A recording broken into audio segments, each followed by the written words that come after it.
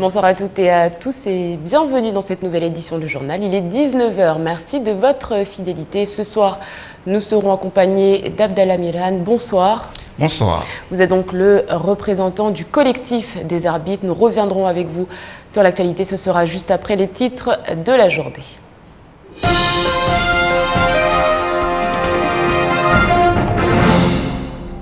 Douloureuse audience ce matin au tribunal correctionnel. En mai 2009, une petite fille est retrouvée noyée à la piscine de Koropa. 5 ans plus tard, l'affaire passe devant le tribunal. La famille de la petite est toujours endeuillée et a dû faire face aux 4 avocats de l'établissement de Koropa. Arbitre de football, dirigeant de club et représentant de la Ligue, cet après-midi à la MJC de Mtsapéré, ils avaient tous rendez-vous afin de tenter de trouver une solution pour sortir de la crise. Les arbitres qui, on le rappelle, dénoncent l'insécurité qui règne au sein des terrains de football et qui demandent des solutions.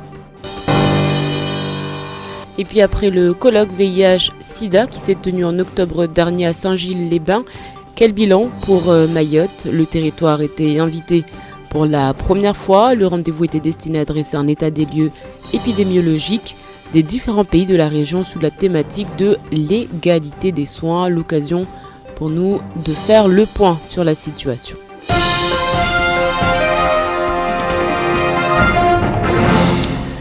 C'était en mai 2009, une petite fille de 5 ans était avec sa tante qui l'avait emmenée profiter de la piscine de Koropa Majikavu. L'enfant, ne sachant pas nager, lui avait été interdit de s'approcher du grand bassin là où elle n'avait pas pied. Pourtant, il aura suffi de quelques minutes d'inattention alors que la baignade était surveillée par un maître nageur pour que la petite échappe à la vigilance des adultes. La fillette sera retrouvée sans vie. 5 ans plus tard, l'audience s'est tenue ce matin. Shakil Issouf, Abbas Alidi et Fred Souleymana. L'audience s'est tenue ce matin.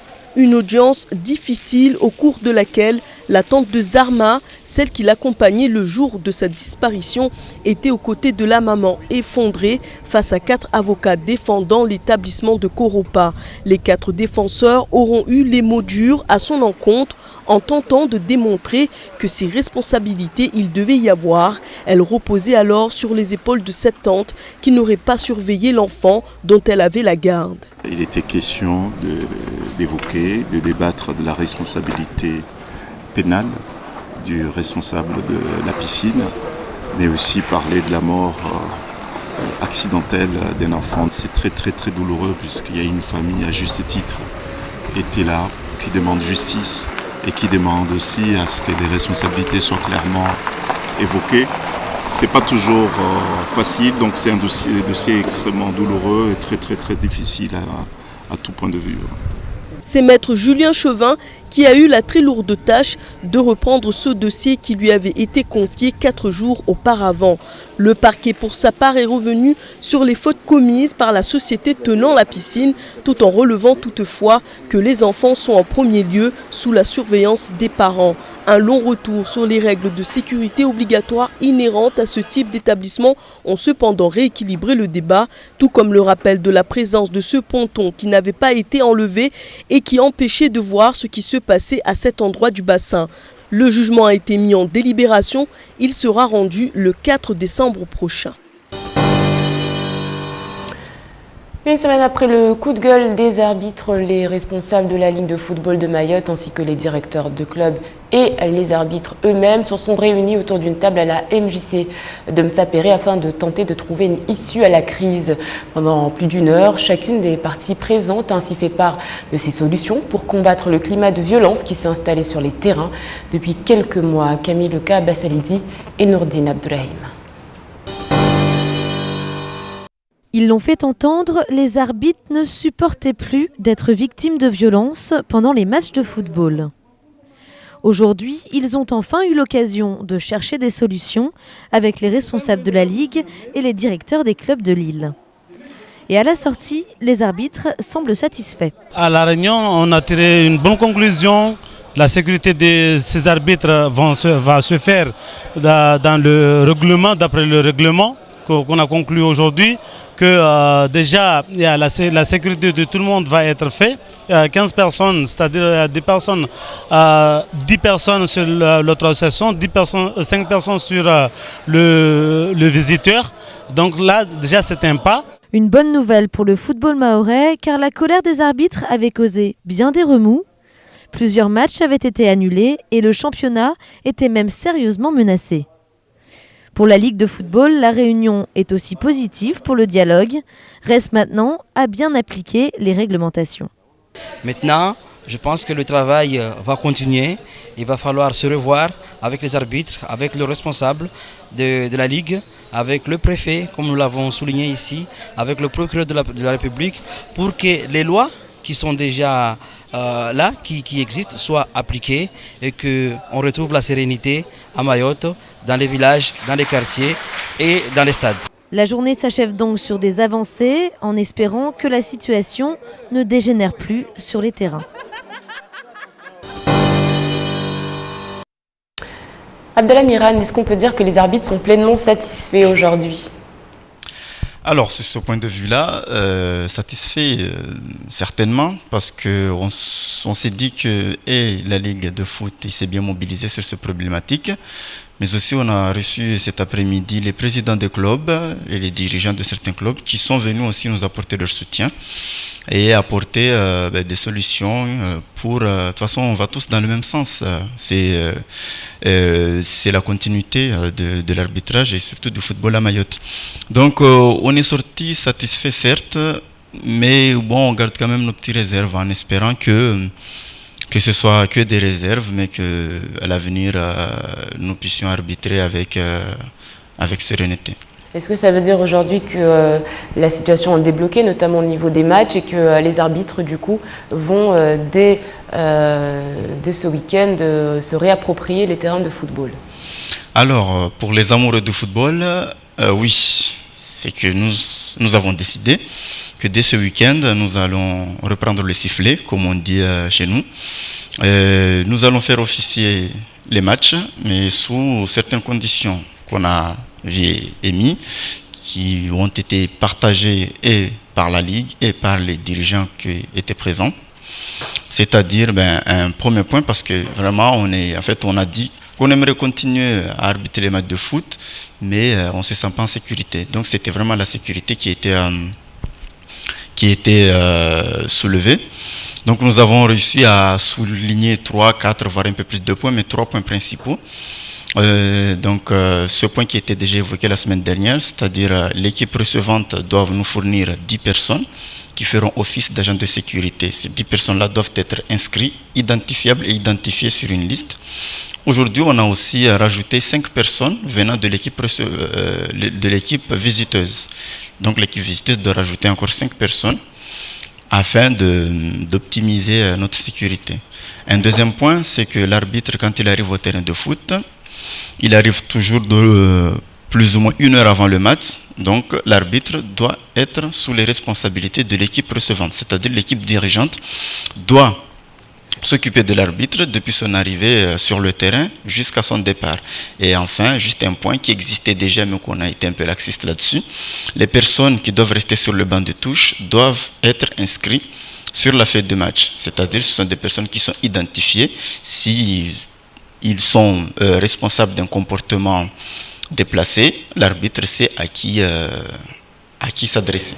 Aujourd'hui, on a l'impression que les arbitres sont plus protégés que les témoins assistés. Est-ce qu'il y a vraiment matière à s'inquiéter, ou alors ce sont des cas isolés, des débordements qui arrivent de temps en temps, comme partout ailleurs, j'ai envie de dire, comme cela peut se produire sur un terrain de football? Quelle est la situation réelle à Mayotte? Actuellement, la situation est très très grave, parce que comme il y a 10 ans, c'était les supporters qui venaient de l'extérieur qui agressaient les arbitres. Donc à partir de là, il y a une loi qui est sortie, comme quoi les équipes qui sont en DH doivent jouer sur un terrain clôturé. Maintenant, ce sont les joueurs qui sont dans le terrain clôturé qui agressent les arbitres.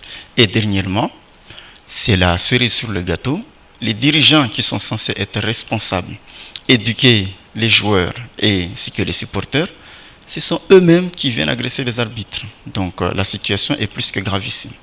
Aujourd'hui, est-ce que vous avez l'impression d'avoir été entendu, par exemple, par ces dirigeants, justement? On rappelle qu'il y avait des représentants de ces clubs, peut-être pas les personnes qui sont incriminées lors de ces matchs, mais en tout cas, les représentants étaient bien là. Donc, pour vous, est-ce que ce message-là qui est passé sera suffisant ou alors il va falloir faire beaucoup plus?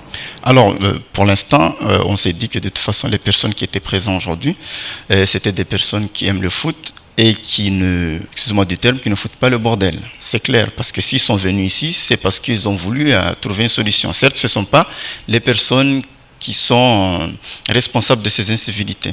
Certes, donc par cela, on espère en tout cas qu'ils vont pouvoir faire passer le message à toutes les personnes concernées et surtout aux gens qui viennent voir, non pas voir le match comme la plupart des gens, mais qui viennent juste pour foutre le bordel. On a vu il y a quelques jours de cela le délibéré concernant notamment cette affaire où un arbitre avait été agressé. Donc on rappelle ce match entre Majicavo et Kawini. Et puis donc cette personne qui a agressé un arbitre qui écope donc de 1 500 € d'amende, dont 1 000 avec sursis. Est-ce qu'aujourd'hui on prend vraiment la pleine mesure de ce que subissent les arbitres, même au niveau peut-être des institutions à Mayotte? Alors, pour l'instant, parce que nos arbitres, nous avons une loi qui est sortie le 23 octobre 2006, qui s'appelle la loi Lamour, qui stipule que l'arbitre est une personne chargée de mission publique. C'est-à-dire, il y a le code pénal qui punit toute personne qui s'en prend à l'arbitre. Donc, jusqu'à présent, cette loi n'était pas vraiment appliquée ici. Donc c'est pour ça que le vice-président l'a souligné.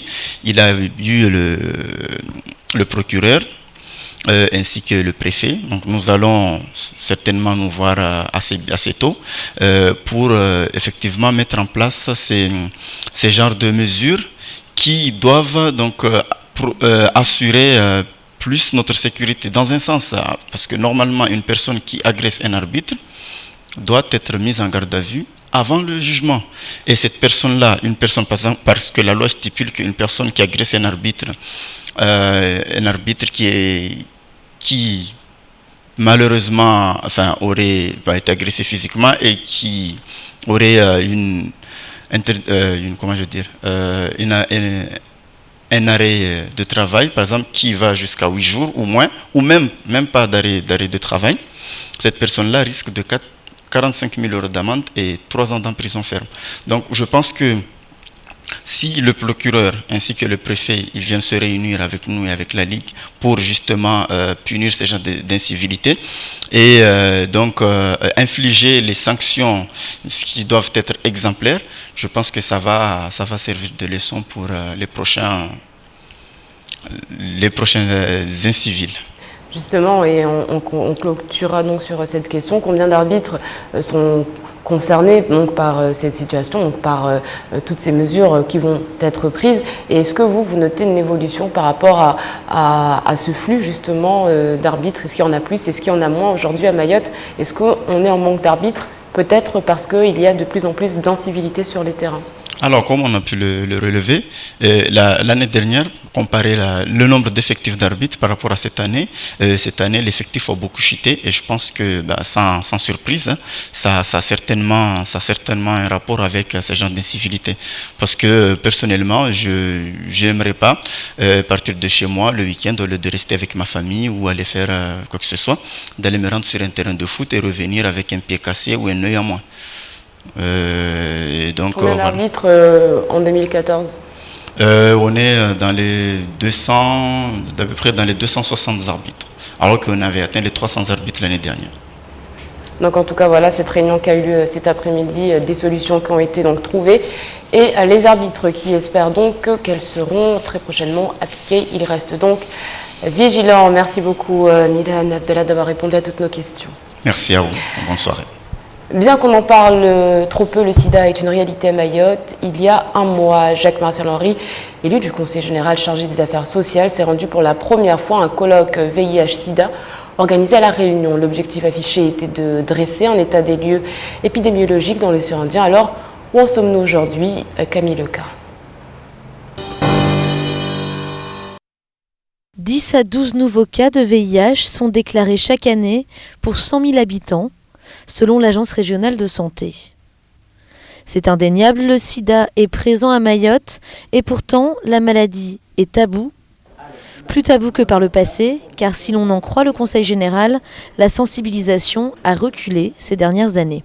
Le Conseil général a continué à financer des associations pour mener les actions de sensibilisation. Mais ces actions, aujourd'hui, je dirais que c'est un échec parce que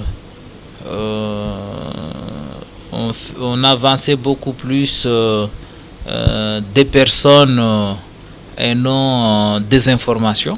Échec du milieu associatif, les mots sont forts. Du côté de Narikem Sada, seule association de Lille a œuvré pour la prévention et l'accompagnement des personnes séropositives. La balle se situe pourtant dans le camp des politiques. En dehors de quelques associations dont Narikem Sada, personne n'en parle. Et nous pensons, nous soutenons que le sida se soigne aussi par la politique. Tant que les politiques ne se saisiront pas de cette problématique sociétale, les choses n'avanceront pas. Les politiques, c'est qui ? C'est le Conseil général, c'est les communes et bien sûr les services de l'État. Aujourd'hui, 193 patients séropositifs seraient suivis par le centre hospitalier de Mayotte. Parmi eux, environ 60% de femmes, souvent dépistées pendant leur grossesse. D'où l'importance de se faire dépister le plus rapidement possible pour mieux prévenir les risques.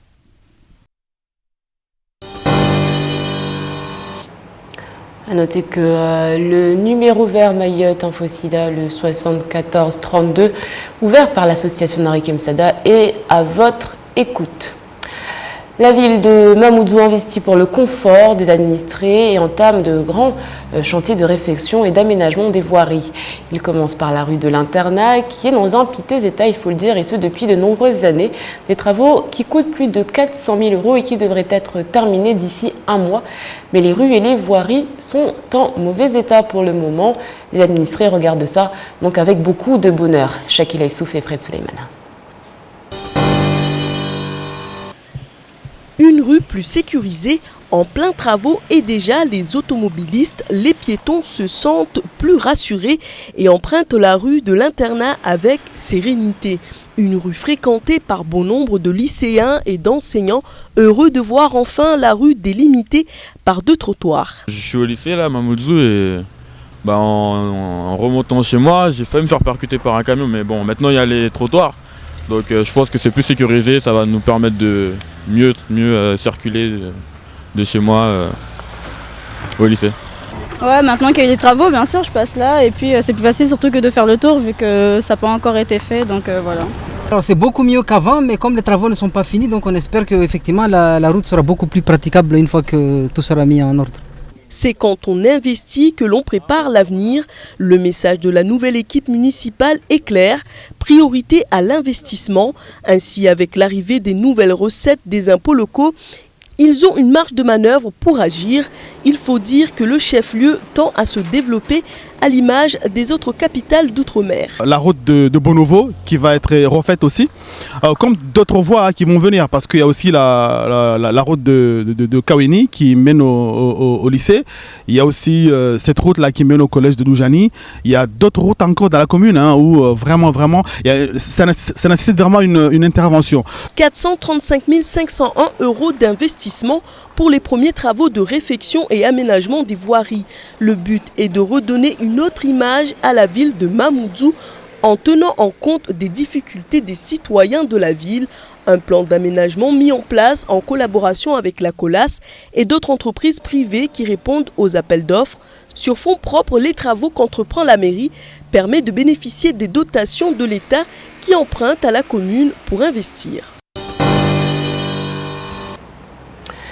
Et on en reparlera dans quelques instants de l'aménagement de Mamoudzou et de ses désagréments. Ce sera juste après l'actualité. En bref, notre journal.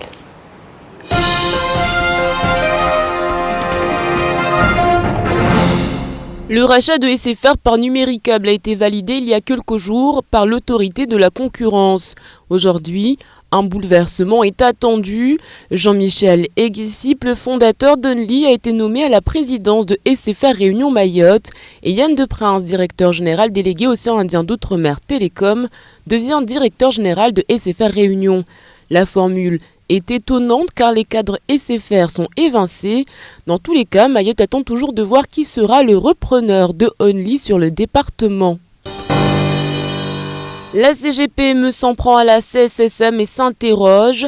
La Caisse de sécurité sociale aura prochainement sous sa responsabilité les agents et les missions de la Caisse d'allocation familiale. Le rapprochement est en marche et les 200 salariés devraient se retrouver sous un même siège social dans quelques mois. Une nouvelle qui n'est pas appréciée par tout le monde et notamment par la CGPME qui tire à boulet rouge sur la CSSM. Pour la Confédération, la gestion des prestations est assurée à partir d'outils provenant de différents organismes nationaux. Dans ces conditions, difficile de définir un système d'information fiable. La CGPME croule sous les demandes d'aide des indépendants impuissants face à la désorganisation administrative de la CSSM. En octobre 2014, l'indice des prix et la consommation des ménages reste stable. Sur les 12 derniers mois, les prix augmentent de 1% à Mayotte et de 0,5% en métropole, indique l'INSEE. Le mois dernier, la baisse des prix des produits manufacturés a pu être compensée par l'augmentation des prix de l'alimentation, des services et de l'énergie. Les prix des produits manufacturés reculent de 0,4%, les prix des produits alimentaires augmentent de 0,1% et de 2,2% sur un an, alors qu'ils baissent de 0,1% en France. Enfin, le prix du tabac est stable après avoir augmenté de 4,9% sur un an. Mise en place d'un plan ambitieux pour les ouvertures de classes, tel est l'objectif de la préfecture. Hier, celle-ci indiquait qu'elle allait engager 3 actions pour parvenir à ce résultat. Il s'agit d'encourager l'achèvement des chantiers en cours par le SMIAM avant sa dissolution d'office, de déployer un plan de construction scolaire en structure adaptée à l'urgence et au volume, et enfin d'engager la rénovation progressive et raisonnée du patrimoine existant. La préfecture précise encore qu'un plan va être élaboré en concertation avec l'éducation nationale, qui prévoit la création de 20 nouvelles classes et de 15 réfectoires pour un montant avoisinant les 6 millions d'euros.